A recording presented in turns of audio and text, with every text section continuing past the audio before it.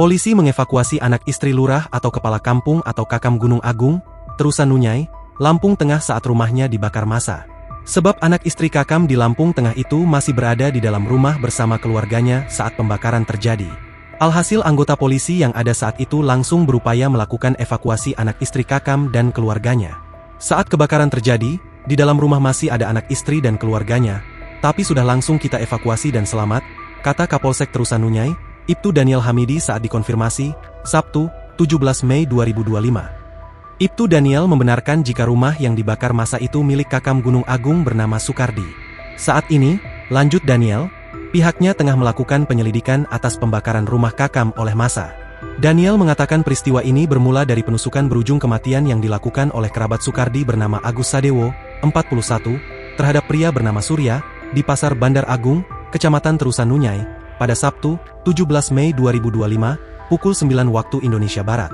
Penusukan itu berawal dari pertengkaran antara korban dengan pelaku terkait masalah bantuan sosial pangan, beras, yang diduga diselewengkan oleh Sukardi. Sukardi disebut tertangkap basah menjual sekitar 400 karung beras bansos seberat 4 ton dengan harga 36 juta rupiah. Beras bansos itu kabarnya dijual ke salah satu pondok pesantren di Kabupaten Tulang Bawang Barat pada Senin, 27 Januari 2025. Setelah isu tersebut mencuat, ada duel maut yang melibatkan Agus Sadewo dengan Surya. Secara kebetulan, korban dan pelaku bertemu di pasar, lalu terjadi keributan hingga terjadi penusukan yang dilakukan oleh pelaku.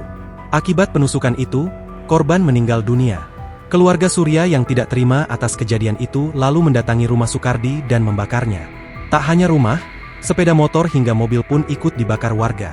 Sementara itu, Agus Sadewo, kerabat Sukardi akhirnya ditetapkan sebagai tersangka dalam kasus penusukan yang mengakibatkan kematian Surya. Kepala Satreskrim Polres Lampung Tengah, Ibtu Pande Putu Yoga Mahendra mengonfirmasi penetapan tersangka tersebut. Sudah secara resmi ditetapkan sebagai tersangka, kata Pande dalam keterangan pers, Minggu, 18 Mei 2025, pagi. Saat ini, Agus dalam proses penyelidikan terkait dugaan penyelewengan bantuan sosial beras di kampung tersebut. Selain menahan Agus, kepolisian juga menyita barang bukti berupa senjata tajam dan pakaian korban. Agus dijerat dengan pasal 351 ayat 3 atau pasal 338 KUHP dengan ancaman hukuman 15 tahun penjara. Download Tribun X sekarang.